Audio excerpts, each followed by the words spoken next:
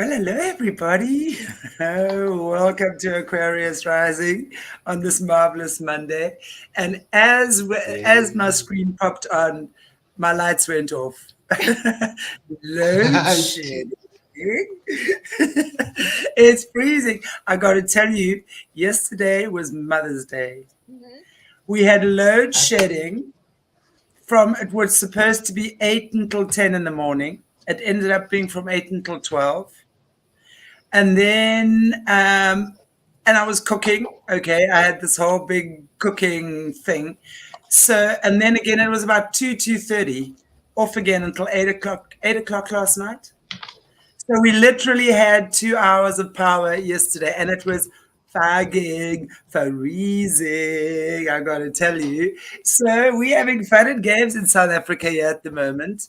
Our little leeches at the top there are having some fun at our expense, that's for sure. But on that note, actually, before we go ahead, Morné, there was actually something quite funny. One of us, our local South African comedians, made this little, and we're going to explain it now, okay? Because in case, well, let me just give you a little bit of context. For those of you who don't know, South Africa has been running weapons, or they have now been investigated for running weapons for the Russians against America and against the Ukraine.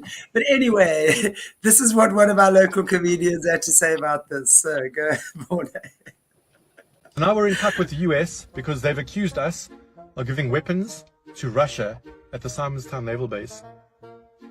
And now we're setting up an inquiry with a retired judge and some other cuck to investigate if this happened. Why don't we just say, yes, we did? Like, we gave Russia weapons. We gave them weapons to sabotage them, because weapons is not what we do. We don't fight other countries. That's not our strong point. We should say, yeah, we gave them weapons, like sticks and stones and broken poles. That's all we had to fight other countries. We should say, yes, we did, to sabotage them. Own up to it.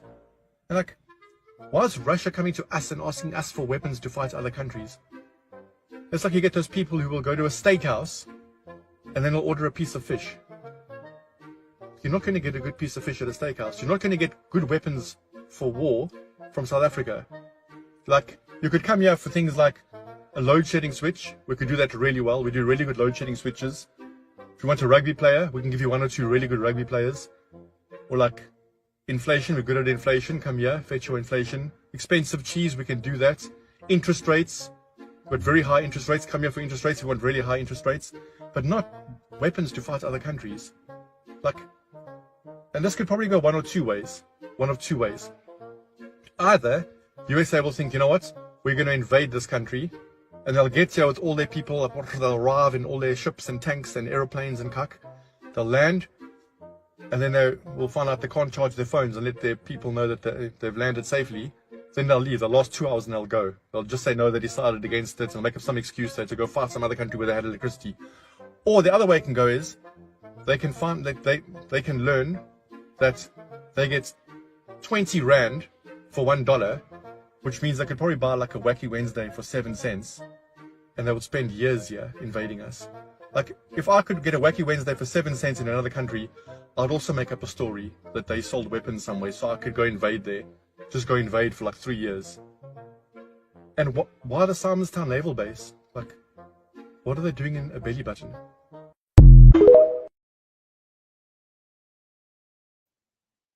The glory of this timeline, though, I love the music playing in the background, because once you start seeing this shit, you can't unsee it, and so you're like, glory. We're like, you idiots, like what, like. I mean, I got to tell you, I have hysterics about that. Firstly, let me explain what a Wacky Wednesday is. It's a burger that you get from somewhere. That's very popular. That on Wednesdays, I don't know, is it a Steers burger or something? I think so it's Is it a Steers Wacky Wednesday? So on Wednesday, you guys are going to invade us for 3 years straight just to get Wacky Wednesdays for 7 cents. We're going to be looking for weapons of mass destruction. However, guys, I do want to say this, okay? We know that everything is never, ever what it seems, right? And so when we look at South Africa, and I remember before the ANC took over, South Africa was a very formidable military force. We fought the Bush Wars for many, many years, and we were making weapons in this country. Companies like Armscor, okay, as well as Denel, another one, Denel. Gosh, I would be lying if I spoke of others, but there was huge companies that were creating weapons, right? And that no doubt was for BlackRock and the boys. I mean, I have not investigated that, but I would definitely assume and be pretty sure about that. Now, remember South Africa as well, our naval base is Simonstown, which is now where they were apparently seen with moving these weapons. So there is stuff going on. We have lots and lots of tunnels, Simonstown, Cape Town, submarines, okay?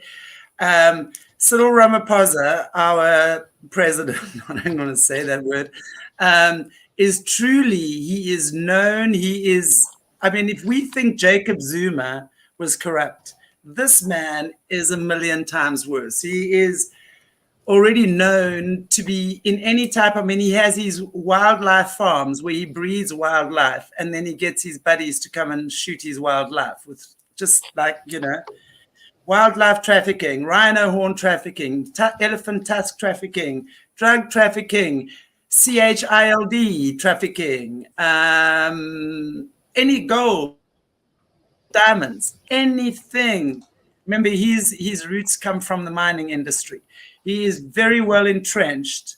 And also, if we just look at South Africa's history, the Communist Party, which is the Russians, were very, very, very influential in this country during the apartheid struggle. So I am saying to you that I'm not saying on the surface that story, and that's why we can laugh about it, okay? Because right now, I mean, I have to show you, I actually wanted to ask Morné, but I actually forgot just to find videos of what was taken of this lot that is now currently running the army, trying to drive tanks. Like they're doing these military displays and they're driving tanks. They're riding them right into the stadiums. You just see people run. I mean, yeah. I can't. I'm sorry, I can't. When you think of what South Africa, course, then not a very. No, that's why when you go back and you see like what the army, like the military in South Africa in my young day was. I mean, these guys. We were very proud of our military. Let me tell you, they were of the top military in the world, and especially when you're looking at us Blue Scouts, Rhodesian, the Kufuta, Namibia, the Rekkies. I mean, these guys were super well trained. Now they like scattered all over. You find them nowhere in sight right now. So what I'm saying is that's the joke. But I have no doubt there's shenanigans going on, that they're either trafficking for someone or they've been created underground, and like literally we have these underground military bases. Of course we have them, yeah. Oh my gosh, I've seen them in my dreams a million times over. So I've no doubt that there's been a lot of activity going on. And of course, your guys love to make us look like the clowns. South Africa is the world's clown right now, okay, when it comes to politicians and stuff, okay? So it suits these guys' narrative very well to make us look like footballs, idiots. Meanwhile, back at the ranch, because that's the diversion, there's always one big corruption scandal after the other, right? So that's the diversion. So, but behind the scenes, we got to look that we've been extremely well equipped and very much part of you guys there, part of their networking system. I mean, so I would not laugh. I would not here in America too. So our politicians are farting in the Vatican and. Yeah, they all. But that's my point. They're all involved. But it's easy to make Africa like laugh at us. Ha ha ha! South Africa creating weapons. Are you mad? I mean, that's why I say if you just look at some of our latest military footage. These guys shooting each other. But you know, it's that's maybe on the surface, but again, there's a lot of nefarious stuff that goes on behind the scenes. Yeah, Anyway, it's a smoke screen. I think you made that point. Like, you know, the United States is arguably one of the strongest military powers in the world, and then you got Russia, that's also a strong military power in the world. And if they're going head to head, why would they be buying stuff from a country that at this point is driving their tanks into stadiums accidentally? like yeah, exactly. obviously something's being covered up, right? And exactly. And you must remember as well, because the communists, the Russians, the Cubans, and remember when these guys were fighting apartheid, right, in the 70s, 80s, stuff like that. When I was a teenager in that time, right? So the whole agenda was obviously these parties were financing the ANC, right? So you must know that the ANC is forever indebted to these people. You must see what they've done in Namibia, Southwest Africa. The Spanish, the Cubans, the Russians, they were getting fishing licenses for free. I don't even know if they're still getting them for free. You must go and look there. They've just dumped these ships. There's just ships that have sunk all over Namibia. The way these guys have been raping the coastline with free fishing licenses. Because of the support that they gave the African people during the apartheid struggle. So there's a lot of that. And that's why if Russia is now calling to South Africa to say, hey, time to pay up, you know, or we've been storing our stuff there, or we've been shipping and handling it there. Don't ever think that that's not possible. We've got very sophisticated underground tunnels. Remember, we're a mining country. And one of my whistleblowers, who's a South African, Rhodesian, was the one that alerted me to the fact that they were trafficking the kids in these underground mining tunnels, in their mining shafts. So, and it's happening. You better believe it's happening. There's tunnels there, and there's noises coming out of them. And stuff like that. So there's a lot of stuff going on here. And I do believe that could well be.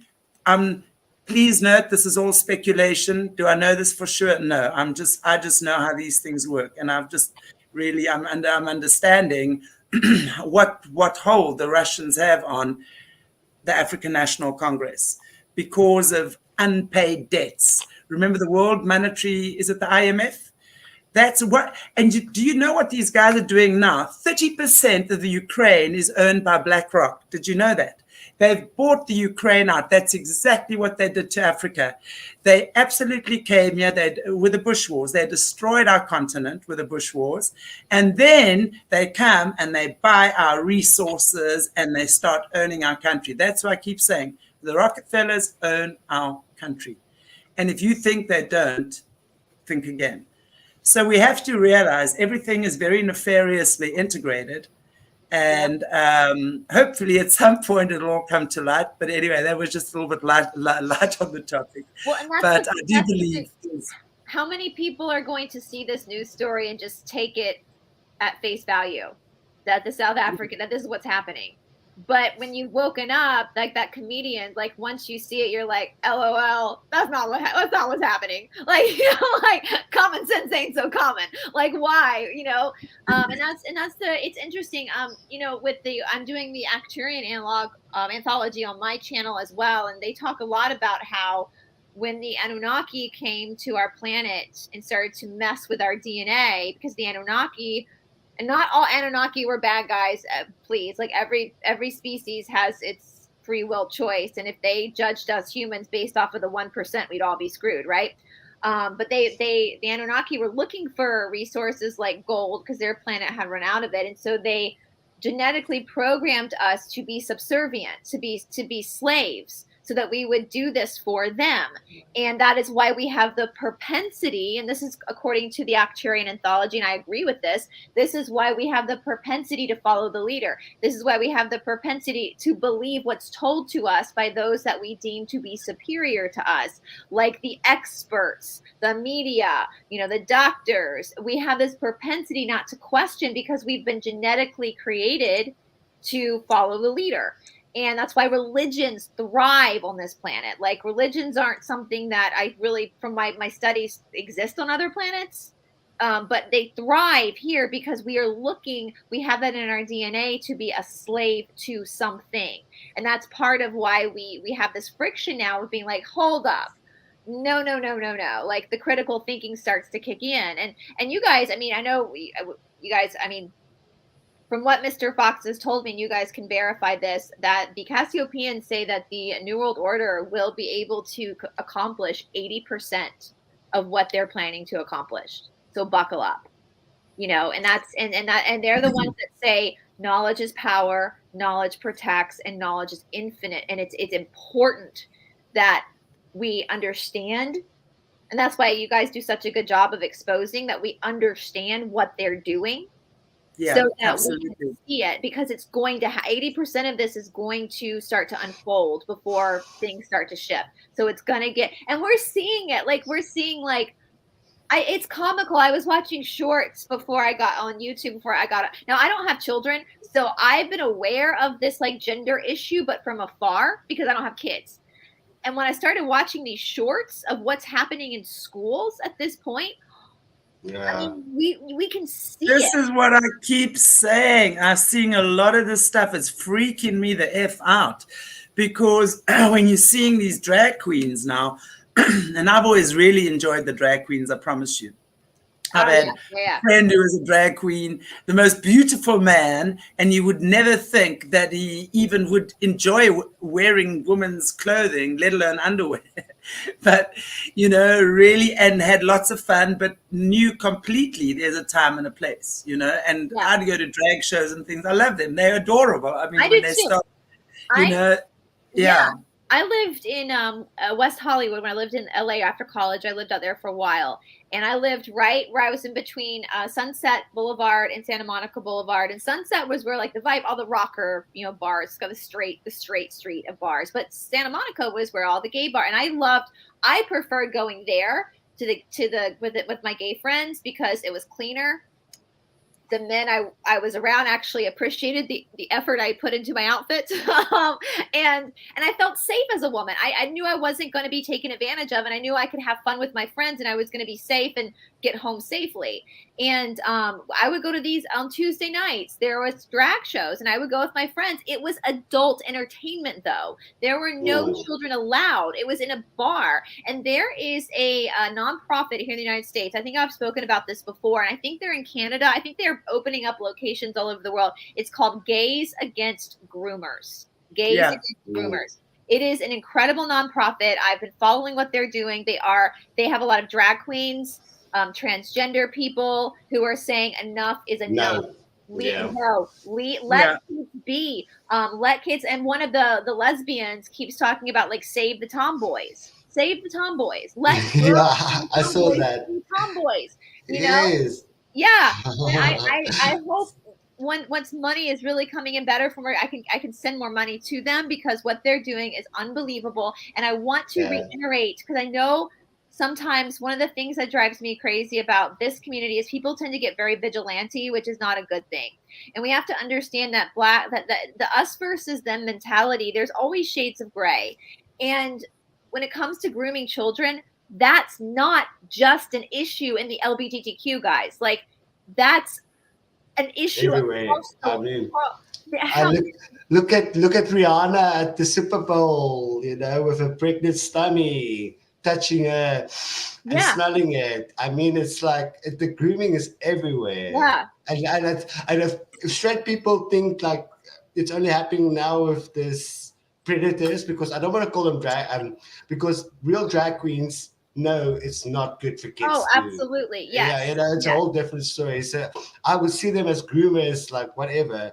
But if this is now the first time they're waking up to this reality that, you know, drag queens in schools, then they have to start waking up to the reality that Rihanna, Beyonce, Miley Cyrus, what about all those people? Was it okay for them to be grooming your kids? You know, Yeah, so exactly. the grooming has been happening for a long time. Yeah, We it's need to true. wake up to that. Everyone I Yeah. know who's personally gone through childhood trauma in that way happened from a heterosexual child abuser. So, and that's my, like, it's not just, and that's what I wanted to shake our community and be like, there are straight people who do this too. It's not just an issue with homosexuality. It's just listen, and I say this about race. I say this about sexual orientation, culture. You can find a million wonderful people all over the world, everywhere, but every pocket of culture, every pocket of person is going to have psychopaths and assholes. People should be judged by the content of their, to quote Martin Luther King Jr., you should be judged by the content of your character, period. Regardless, I mean, I have a lot of friends who are gay, and they are the most loving, and they are horrified by what is that they're using, that these controllers are using the struggles that they've been through in the past and using that to now promote. I'm trying to be careful what I say on this platform, promote this type of nastiness, right? So they're trying to take the struggles, you know, when we look back where, you know, before it was legal, before our gay marriage, these struggles for just basic human rights, and they're monopolizing on that struggle and now pushing pedophilia into it. It's disgusting. And I think as people who are seekers of the truth, we should absolutely be standing up for our brothers and sisters who are homosexual, who are not, would never hurt a child. I mean, every person I know every person I know in my life, gay, straight, or in between, are good people, and I would trust my nieces and nephews with my life. You know, like, this is about human behavior. Anyway, I just hope that, and I know our audience watching is really cool, but just, you know, this issue exists everywhere, not just in one group. They're just it really is. You know, it really is. It's really just at the end of the day, it's about kids becoming comfortable with being sexualized or sexualizing themselves. And as you say, you know, previously when we're looking at you know, coming from this Disney innocence and suddenly this little sex kitten on stage. Yep. So, you know, that's also some psychology behind that, where the kids are saying, okay, well, once I move out of my innocent stage, it's okay just to become this vamp. Like we do see with the Britney Spearses and all that of the world. And then, you know, that I think was the original initial stages. And now, of course, it's becoming the drag queens and the transgenders. That's very much up in your face. It's all about sexualizing. And again, we're looking at the lower three chakras, right? Mm-hmm. That whole portal, the lower triad that keep us stuck. Money, power, sex, right? Vanity, how I look, all the physical attributes. As long as we are stuck in there, we are not going to move into the heart space, which is the fourth chakra. Yeah. And interesting. And a reminder, in fact, I'm going to be chatting to Mr. Fox later on, Foxy Fox, and we will have him. It's going to be pre-recorded. So we're going to be playing that tomorrow, actually, same time as this, on Aquarius Rising Africa. Same time, same place. I can't wait to watch. Mr. Fox is just such a wealth of knowledge. And so he's been studying this. He's been literally, and I don't want to put words in his mouth, from the way my perception, I've known him for a very long time.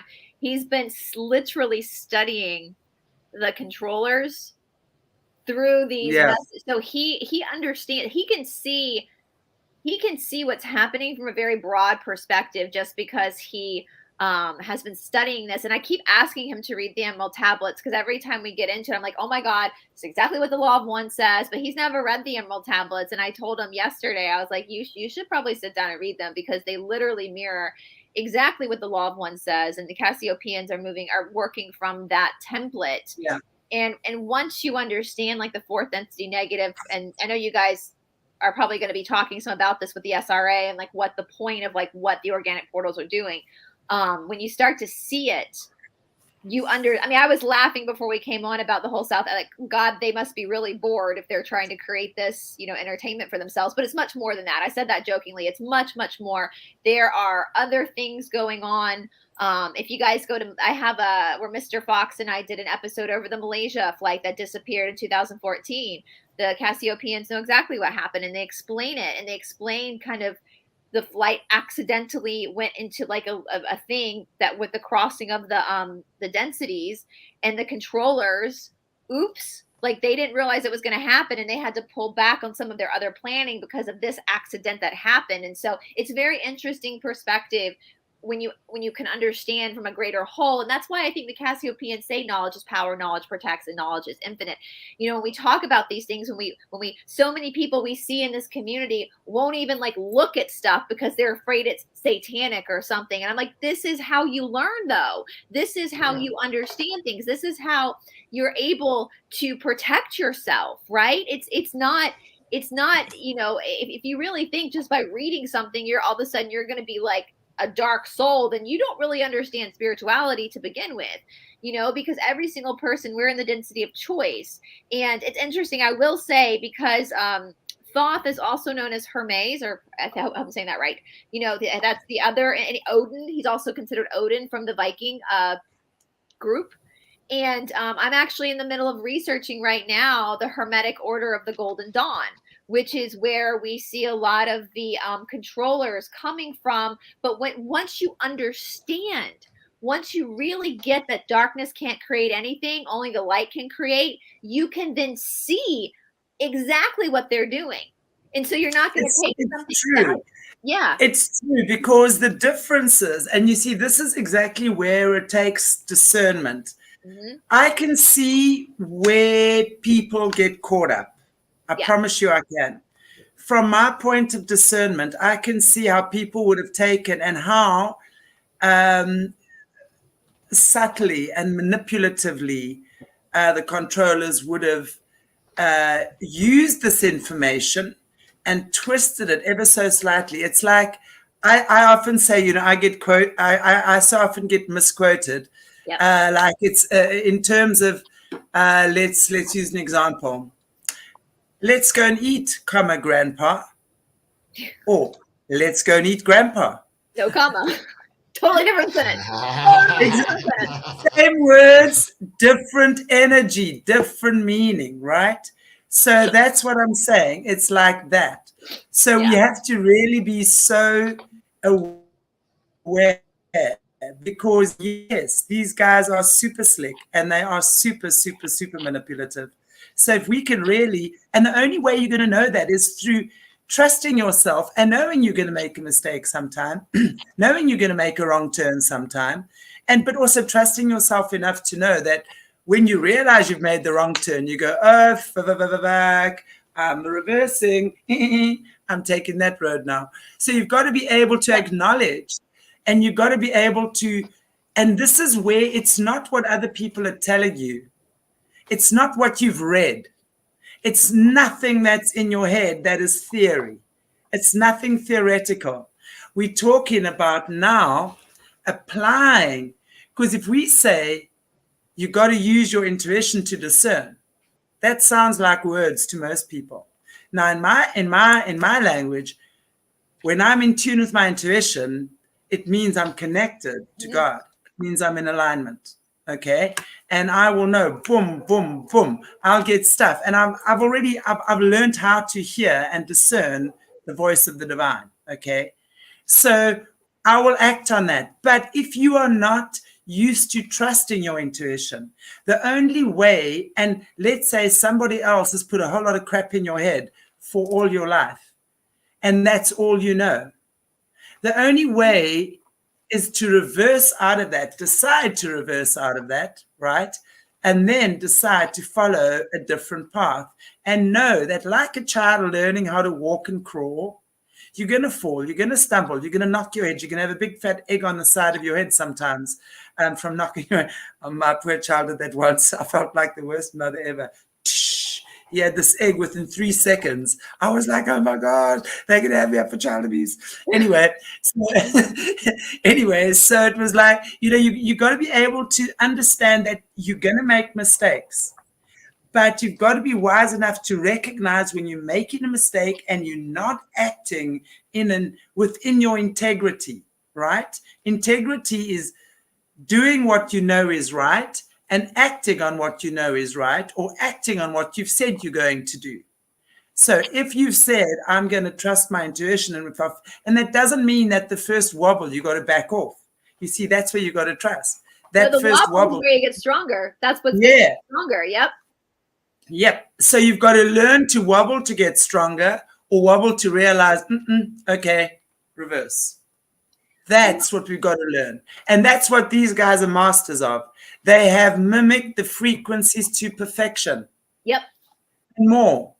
So they come to us with all these wonderful ideas and make us feel like, oh my gosh, these guys are just so awesome. And we turn them into demigods. And that's the problem. Yeah, because we're programmed to serve. Yeah. Exactly.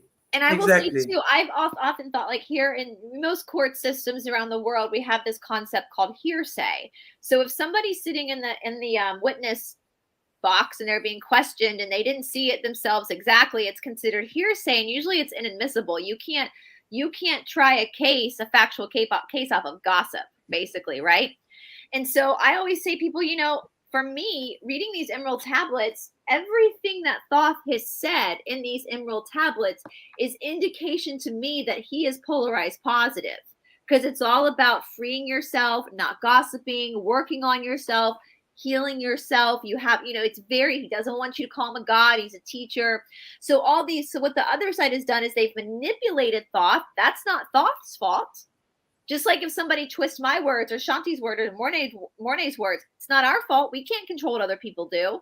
They chose to do that. Our job is to use our critical thinking skills. And to go back, and one of my favorite quotes from Aristotle, whoever Aristotle was at this point, doesn't matter. I like the quote. It is a sign of an intelligent mind when you can entertain an idea without accepting it.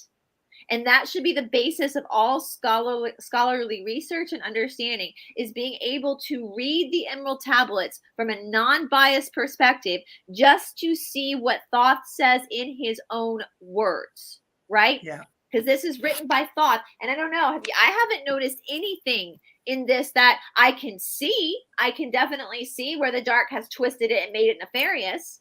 But coming from Thoth himself, it's not nefarious. It's very much like he's your greatest cheerleader. He's like, you can do this. You're made to do this. Like, if I can do it, boo, if I can do it, you can do it. That's basically what he's saying. Like, bro, listen. No, it's so true. And I just want to say, like, when I was in India, my Swami, who fell from grace, not long after that, but I knew Swami was dodgy. Anyway, and he said, the man may fall, but the teachings will always remain pure. Yeah. So it doesn't matter who said what or who taught you what. It's really the message and how you as an individual interpret that, integrate that, and act on that. That's again, let's go eat, Grandpa, or let's go eat, Grandpa. Very different sentences. Yes. Right. And I know that our people watching right now are just like us. They're interested. They want to know. They're curious, because knowledge is power and knowledge protects. But I will say, if you are somebody that's triggered by the name Thoth, I would ask you why. What did Thoth do to you? Did you hear this from Thoth's lips, or did you hear it from That's really conditioning, right? It's conditioning.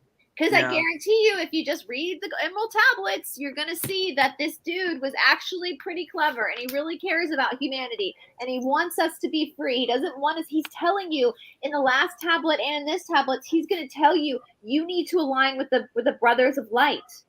You need to be wary. You need to be wary of these, like, brothers of darkness, these SOBs, these brothers of darkness, which when I think my fairy just, I don't know if you guys saw that. I have this little fairy that keeps flying around.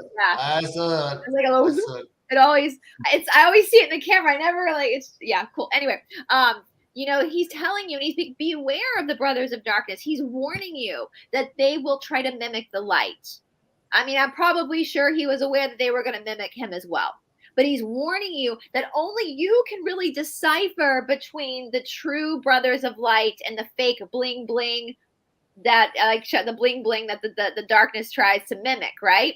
And to trap you in. And it's gonna get even deeper into this in the Seven Lords. And so I really, you know, if we are a civilization, if we as a humanity cannot learn to research for ourselves and cannot learn to not listen to hearsay, then is there hope for us? Like at this point, I even said to someone, do we even just deserve to ascend if we cannot get past our own pride? What's it Mark Twain said? It's easier to fool someone than convince them they've been fooled.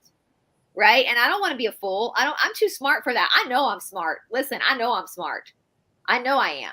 And I'm going to, because God, and you are too. Everybody watching right now is smart too. Use your God-given ability to critically think. Use your God-given ability to discern for yourself, right? That's what the light is. And if you still believe in a God that's going to punish people and for eternity in hell for not believing the exact same thing you believe in, then I feel sorry for you, because that must be a very, very hellish world to live in. That if you make one mistake or step off the beaten path by one little way, then your eternity's in hell. God, I feel sorry for you, because life, he's going to talk about that, how life is meant to be enjoyed, you know, and lived and experienced, right, in this next tablet. So, all right. So the awesome. Seven Lords, we've talked about the Seven Lords before. I believe it was from tablet 3, where we were introduced, the never ending tablet, basically, where Thoth's like, listen, yo, don't be an asshole, and this is how you don't be an asshole. The longest tablet. That was the longest tablet. That was like the epic of how not to be an asshole, basically.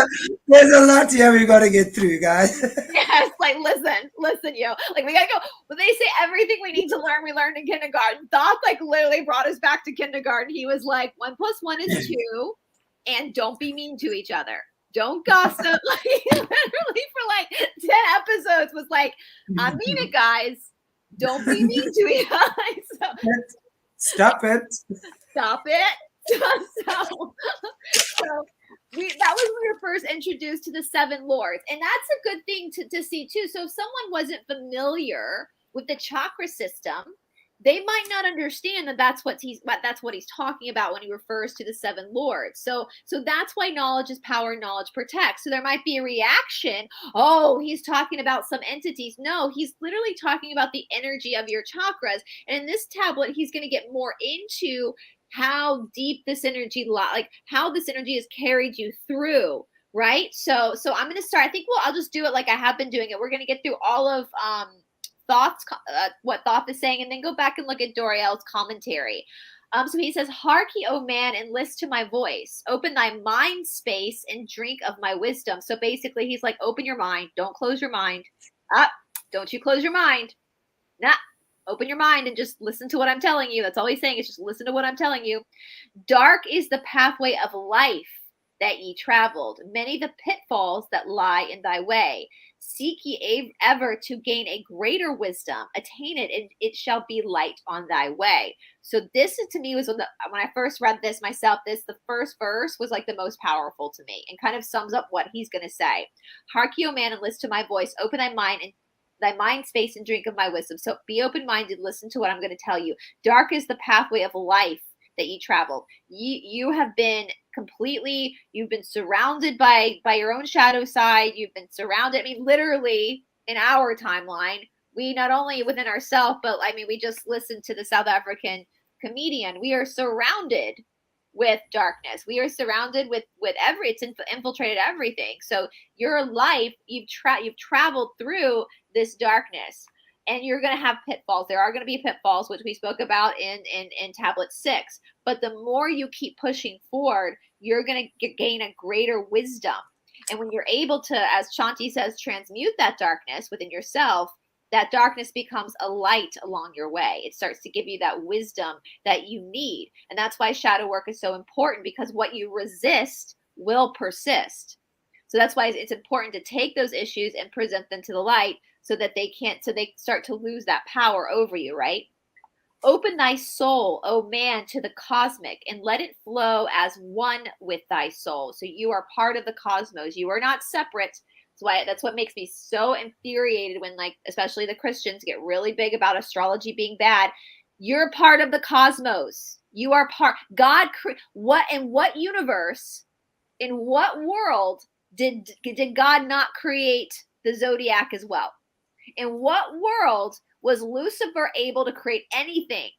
Only the light can create. So those beautiful constellations that you see, that I think the sky is gorgeous. Those beautiful constellations that work almost as a map for us, that's part of you as well. That is part of you as well. And let me remind you, because this is going to come up in my deep dive I'm working on for the Hermetic Order of the Golden Dawn. There was a time in our modern history where even churches were talking about astrology, where everybody knew about astrology, everyone understood it. It stopped during World War II through something called the Hess Act. Now, one of my friends, Emmy, I think it was Emmy that told me this. When I first started talking about the Hess Act, Emmy had gone and saved all the websites I was referring to that gives you all the information. But when I started talking about it, she went back and all those websites have been taken down. So obviously, thank you. Obviously, I hit the nail on the head. Okay, the Hess Act was an agreement between the Nazi Party and the Pope to make astrology and any form of divination satanic. It was propaganda, so that us common folk would forget how to read the stars. Yeah, I agree. So if you are still clinging to this idea that astrology is satanic, you are falling for Nazi propaganda. And again, what I want to say to that, there's always a choice. You know, for those of us who think that kind of stuff is evil or bad or whatever, there's always a choice. Remember, it doesn't take a brain surgeon to figure out that this is a planet of dualities. Yeah. Right? So we're learning more and more just how extreme these dualities are. Mm-hmm. But nonetheless, the dualities are there. So just like you can take a hammer to put in a picture on the wall or whatever, it becomes a constructive tool, or you can take it to knock someone over the head and crush their skull. Then it becomes a destructive tool. So that again, let's go and eat, Grandpa, or let's go and eat, Grandpa, right? Yeah. There's the difference. There's that choice. So you get to use astrology. I studied astrology for many, many years. I didn't take it further. I'm not adept, but I understand enough about astrology to understand what it's about. I also understand that when we're looking at our chakra system, now I know medieval astrology, which is the original astrology, okay? Only work with seven planets. 3, 4, 7, and 12 are the sacred numbers as well. So working according with numerology and stuff like that. And remember again, numbers have vibrations. Yep. Symbols have vibrations. Everything has a frequency and vibration. These guys will take it and turn it and usurp it in the way that they need to. So again, is astrology used for something productive, or is it used for something that creates nefarious things? Like you can go and concoct the moon and the stars and the this and the planets aspecting that because that's going to give you the greatest dark energy. Yep. Like we know that these what do you call these witchy parties? What do you call it? Cauldrons, or what do you call it? Covens. When the witches get covens. Yeah. We know when the covens get together, they start doing all sorts of things, working on certain ley lines and really creating havoc because they know how to manipulate and harness energy. Let's look at crystals, for example. Crystals are very, very, very powerful healing tools. Why? Because different crystals, you're going to see they have different frequencies and vibrations, just like you, just like rocks, just like anything. They come from the earth, right? So they vibrate on a very similar frequency to human energy. So if you are using crystals as a healing tool, what they do is you're just going to use it and it opens up like an energy highway in your body, allowing the energy to flow. However, in a negative way, they will take those crystals, they will manipulate energy, they will steal stuff using crystals, okay? Certain crystals. Okay. Looking, especially when the hammer is, yeah, exactly. Looking at that. Okay, sorry, seeing comment there. But I'm just saying that the way that we do these things and the intention with which we use it. I mean, even if you buying a fun book on love spells, on how to find your lover, don't do it. No, don't. Just don't do it. Just don't do it. You know, you're manipulating energy. Anytime you ask to manipulate energy, and when I talk about that, it's like I'll go into my yoga room and I light a candle and I'll put on my incense. I got whatever I'm going there, and that for me is I create my space. I do my stuff in that way. That's your exactly. I'm aligning. That's the way I align. Yeah. The minute you start forcing something on another, the minute you start having to hide something from another because you did that the next thing or whatever, then you're in problems. But the bottom line is, as long as God has given us tools, it's up to us to use the tools with integrity or not. Yeah, absolutely. And that's I love that you brought that. I tell you about love spells. That's ultimately black magic, because you are forcing and changing somebody's thoughts on you. And listen, you would want to do that anyway. It's like, oh no. I'm 40 years old. Listen, I've had some good looking men in my bed. I'm not gonna lie. I've had some I can tell you something. None of mine had love spells on. No, I don't even know how to do love spells. Like, I know I can rest assured at night knowing that my boyfriend is in the bed beside me because it's his choice. Yeah, no, I would even take the effort. If you don't love me, then goodbye. I'm not gonna make the effort even to go through it. I mean, I don't know how to do love spells, but I was like, how common is this when I started getting attacked? And I found shit on Reddit, y'all. You got to put your period stuff into food they eat. That's one version of doing it. Disgusting. Like, if you were that desperate, girl, you need to go to therapy. Like, if you were that desperate, you got to fix you, boo, because no other man, listen, like, I don't know. I mean, I've dated some shitty men in my life, don't get me wrong, but at least I know that they were all there because they wanted to be with me. I also know how to cast spells. So, and I don't even want to look at my own period, not much less put it in someone's food. I don't even know how to cook. I mean, before I met my boyfriend, my oven was storage for sweaters. Like, I don't even know how to cook. So food delivery service is my greatest ally here. But yeah, it's not everything is your free will choice. The minute you start to interrupt somebody else's karma, the minute you start to selfishly try to change somebody else's response, that is when you're crossing the lines into black magic, because every single human being has a right and a freedom of choice to make their own choices. And when you are interfering with that, and you are, because that's at that point, that's not their choice, right? That's not their authentic choice. If you're spell casting a man to be with you, that man is not authentically deciding to be with you. So couple of things here. You're going to have to continue to spell cast him because it will wear off. So you're going to have to continue that trickery to keep him. So that's annoying. That's exhausting. No one's got time for that. Like, that's exhausting. And you're never going to trust him. You're never going to trust him. Because because you don't trust yourself. That's the bottom line. You're only going to want to do something like that to try and force another to love you or stay with you if you don't have the confidence to believe you have what it takes to keep him around.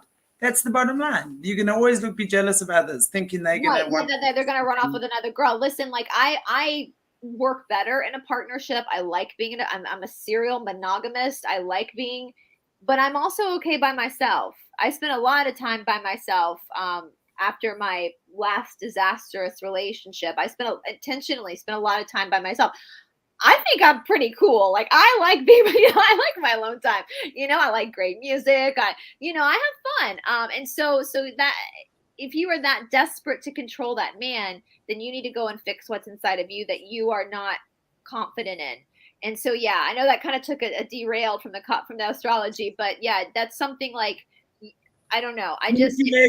Manipulation, basically. If I knew one of my friends was doing love spells, I'd smack him across the head and be like, no, stop it.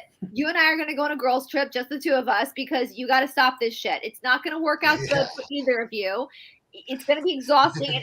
And guess what? It's polarizing you negative, because that's what, light working, light magic is when you are working to heal yourself in accordance with nature, or heal others at their request at accordance with nature. A good light worker is not ever going to do love spells with you. A good light worker is going to be like, no, honey, we got to fix you. Like, don't think about that man.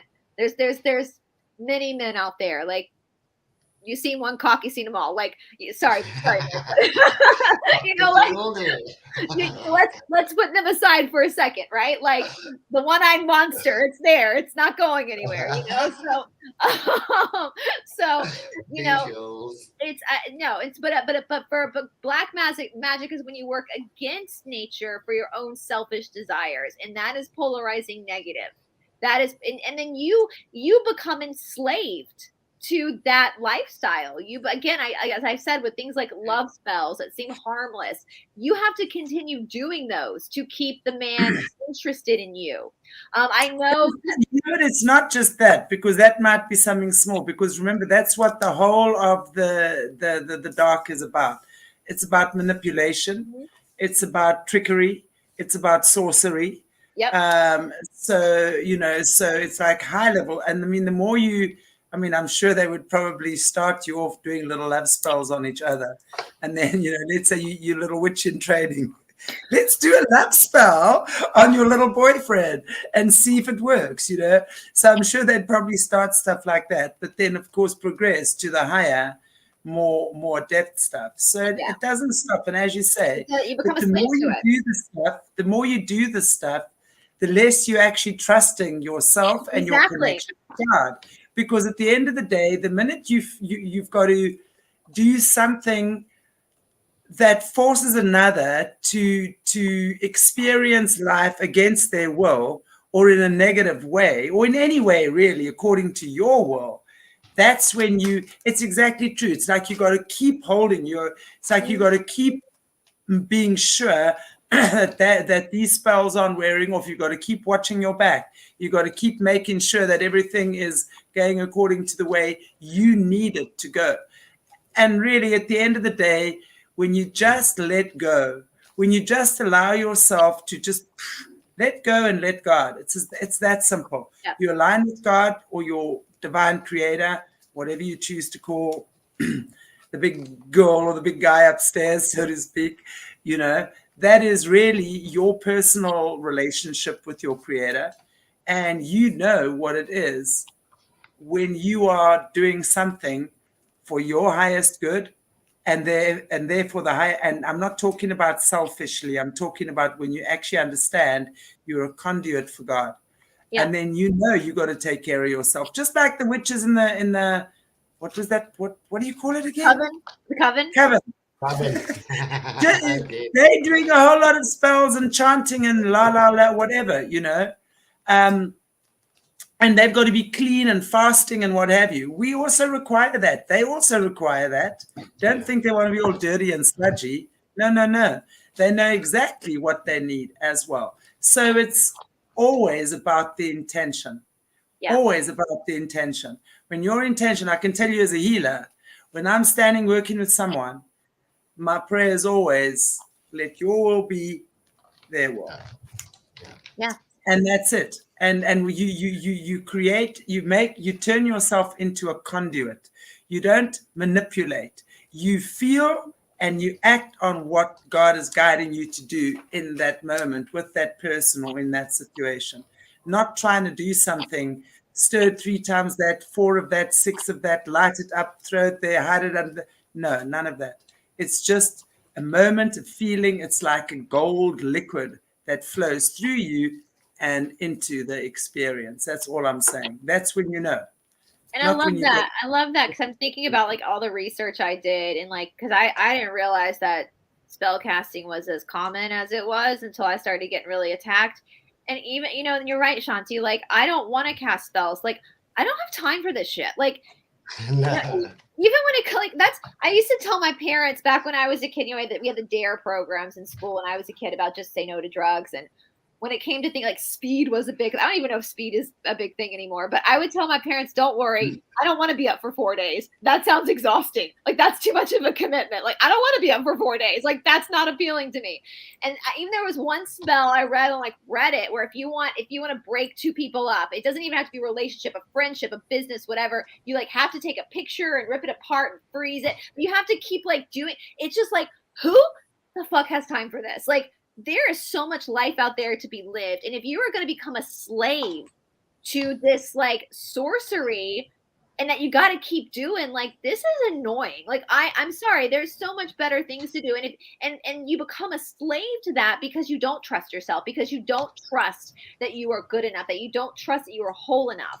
And if you just let it go and just live your life authentically as you, the right people are going to come into your life, and it'll be a beautiful life, and you'll have hiccups, you'll have ups and downs, but you know, at least, like I said, at least I can go to bed tonight and know that every man I've ever been with has been with because they wanted to be with me. There's no doubt in that, you know, there was no trickery going on. There was no spell casting going on. So, you know, that's, so if you are messing around with that stuff, I would ask you to please, like, that's so much extra stuff. Like, life is just so beautiful. Like, take care of yourself. If you take care of yourself, then the rest will take care of itself for you. Oh, did we lose Shanti? Oh, there she is. Andrea said, I'm exhausted already, right? Like, right? This is too much. Like, you guys, like, this is exhausting. Like, why? You're going to be spending your whole life out in some, like, shed, stirring herbs together, like, every other day just to keep your life on track. It's too exhausting. Like, just let it go and just live. Listen, there's great music out there. There's great shows you can watch. You can watch some YouTubes with us. You can read the Emerald Tablets. You can do yoga. There's all these things you can do to better yourself and have fun with life. You don't need to be doing no love spells. Like, he's not that special, guys. Like, come on. Like, you know, like, he's not that special. So, yeah, I don't know if that, I know we're about at an hour, if that's a good place. I mean, we just kind of got a paragraph in, but I think that was a necessary conversation because again, as my computer goes flying, again, you know, thought does speak a lot about magic, but you are that magic. And that's really what he's saying is like, you don't need to be manipulated by this, you know, bippity boppity boo nonsense, because you are the magic. And if you trust in that, then look. Although I think cats are witches in disguise because they know how to do some. Cats are clever. Cats know how to, like, will things. So, but anyway, no, I love all animals. But yeah, it's yeah, and that's what Thoth is saying when he talks about magic. He's talking. I hope you guys understand that up to this 7th tablet that he's talking about you, with just you. Yeah. Like, there's no herbs involved. There's no, you know, cauldron of boiling water. There's no cutting pictures and putting them in frozen jars with. No, he's talking about you. Like, you don't need all that. It's just you.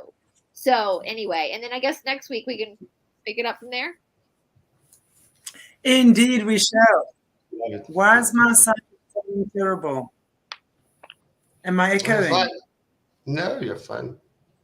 I sound like I'm echoing. Because there's another you here as well. So I can add another you because I think you've got 2 U's. So I can add another you. Talk about witchcraft, oh no! You've got 2 Shantis in the world. Thank God. Finally. She did it. Duplicated herself. I need to interview myself so I can give myself. That would be awesome. I'm so happy to do this now. Really. I'm not down. No, that is what it is. Okay. Okay, guys. I don't know what's happening here. They don't like it. Listen, the controllers are like, no, love spells is how we hook them. They're outing love spells. That's how we hook them. Stop it. Shut them up. Now that's a very nice seeing two Shantis right now talking about the love spells. I was like 7 years single, and it's only when I found the inner soulmate within myself that I met a new partner. So the only love spell that really works is to go look at yourself in the mirror, start loving yourself, start wanting yourself, start becoming intimate with yourself, and just there you go. And then once you don't never integrated yet.